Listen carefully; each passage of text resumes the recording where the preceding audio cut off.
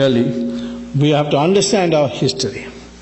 But we also have to understand the threats to our civilization that is coming place. And we have to have a united response to it. In private conversation, everybody talks to me about Muslims and the danger they pose and so on. Well, I suppose they are looking at this terrorism all over the world, and they are not ready like other people to make a distinction. And they generally say in a generic term the Muslims are terrorists, etc. But the fact is, you see, the problem with Muslims is not their terrorism.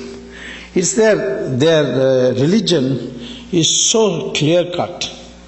And in a sense we should admire it because they know their mind. We Hindus are the people who don't know their mind. It's like Arjuna sitting in the middle of Mahabharata, in Kurukshetra, saying, "Shall I kill my brother? Shall I not kill my brother?" Or when Karna was down repairing his chariot, and he said, "Shall I kill him now? Is it proper for a Kshatriya to kill him?" Krishna had to tell him each time that he has to do it. So this nagging doubts, the Indians have all kinds of nagging doubts. Whereas the Muslim is very clear-minded. And Muhammad told them the world is in three parts. And the Muslim behavior must be different for each of those parts. First part, he said, is Darul Islam. Darul Islam is where the Muslims are in power. They are in majority, they are in power. And he says there should be no allowance, accommodation for any other religion. So either they must convert or be killed. It's as specific as that in the Sirah and Hadith. So in most of these countries where the Muslims are in power, you can see a total intolerance to the minorities. In Saudi Arabia, we have so many Hindu workers there. Can they celebrate Diwali in Saudi Arabia? No. Can they build a Hindu temple like you are able to build here in the United States? No. Can you even carry the picture of Ramchandra ji in your pocket when you go to work? No. And there are penal offenses if you do it. You can't even have Satyanarayana Puja inside your own house. Now, this is the position of Muslims when they are in majority. When they are in minority, as in India, they are demanding mosques, they are demanding their right to read namaz, the Friday holiday, etc. It's a separate code for marriage, and so on. So what the Muslims demand as a minority, they will not accept to give when they are in the majority. So that's you may not like this point of view, but there's clarity in that mind. And so Muhammad says that when you are in majority, you are not to tolerate any other religion. You must wipe it out. Second is that where the Muslims are not in majority, there Muhammad divided the world into two parts. And that is, first part is, which he called as Darul Harab. Darul Harab is where the Muslims are in a sizable minority and the majority is divided. The majority is confused, like we are today, like we Hindus are today. There Muhammad says that the job of the Muslims is to go on demanding more and more concessions by acting collectively and ultimately reach a point where they are able to transform that the society into a Darul Islam, from Darul Harab to Darul Islam. So when you look at the laboratory experimentation of this, selecting, looking for evidence, you see this very clearly. Take Kashmir. Kashmir is, the valley at least is a majority Muslim area. See what has happened to the minorities there. 500,000 Kashmiri Pandits have been driven out. All the temples have been destroyed to the extent that they can, where it's not protected by central police. And Hindus have hardly any rights. They are discriminated against, they are threatened. In Pakistan, it's very difficult to remain a Muslim. There are a few Muslims there, maybe a few Hindus, or like about 50,000 or so. Some say 500,000, but I don't know. But those who come from there tell horrible stories of what happens to them.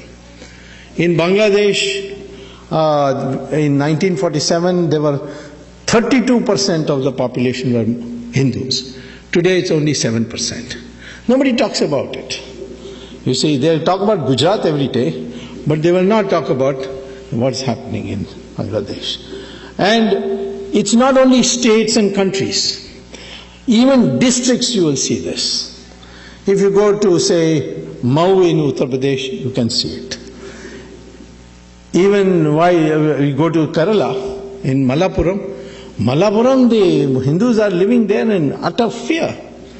And they invited me recently to address a meeting, and I did go. And there I found that even though there's no such provision for such a law, and it's illegal to advocate it, Muslims have laid down a rule there that if any Hindu wants to sell a property in Malappuram, he has to sell it to another Muslim. So this is, you can see in a district. Even smaller you go down to Tamil Nadu. Total population of Muslims in Tamil Nadu is 5%. In one area near Vellore, it's called Mel Visharam, there is a town panchayat. In the town panchayat, there's 75% Muslim. And the local body's election, they come to power in the administration of that town panchayat.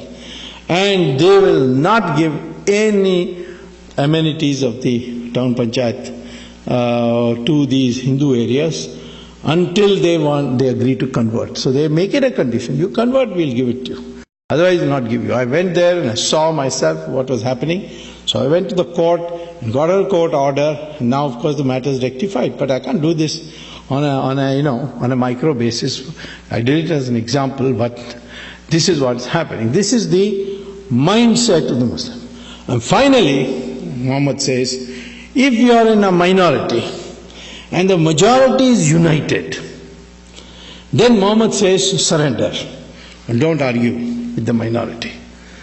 And that's what we see in countries where the majority is united. Australia, one day, Imam said that, I can't, it's intolerable to have a uniform civil code with the Christians in Australia. We need our own Sharia. And I appealed to the Prime Minister to give us Sharia. So Prime Minister was a lady, the next day said, if you want Sharia, my recommendation to you is to go and find another country, because in Australia, we are not going to give you a separate code. You will have only a uniform civil code. Now, immediately the following day, all the Muslim organizations passed a resolution saying that this Imam is an idiot or is an imbecile, he doesn't represent us. We are very happy with uniform civil code. So in Australia, the Muslims will accept uniform civil code, but not in India. And this, in the United States also, you can't have a separate, although there are heavy efforts going on. So where the majority is united, the Muslim population is advised by Sirah and Hadith to cooperate, collaborate, capitulate to the majority.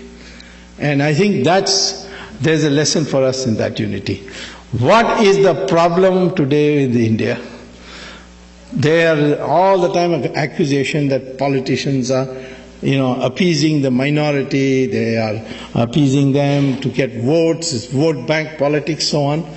Well, I have talked to those politicians, like Maulam Singh, and I told them, what is this that you are doing? So he said, well, I can't get elected unless the Muslims vote for me. Because the Hindus will only vote, only Yadavas will vote for me. Others will not vote for me. So therefore I have to appease them. And the day the Hindus vote as one block, that day I will put on a tika and say, Jai Shri Ram, and come out of my house. Because I am interested in getting vote, and this is the way to get it. And I am telling you today that all this appeasement talk that people are condemning. I see people condemning politicians for that. I am telling you that the day the Hindus will unite, all these politicians will change around, and they will start talking in terms of Hindus and what should be done for them. We are 80% or 80 plus, even today. And if of this half the population decides to vote for a party which stands for Hindus, that party will get more than majority of the seats. Majority is 272, but according to my calculation, you'll get 320 seats in the 544 member House of Parliament. So how is the Muslim responsible for our plight? It is we, for lack of unity, for lack of ability to vote, at least once, twice, as Hindus, and say that we, for the sake of protection of our civilization, we are going to vote for a party which will work for our interests.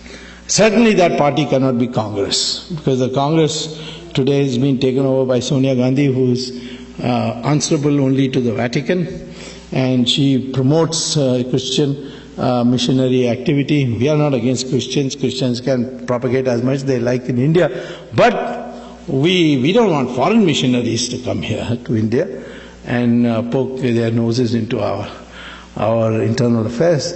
But she abets them, she brings them, so obviously voting for them is useless. The only grouping which can possibly work for Hindu interests would be the NDA, and there of course I'm hard at work. Certainly I can tell you, if both Modi and myself get together inside I'm already there, but in terms of decision making, there should be no doubt in anybody's mind that Hindu interests will not suffer.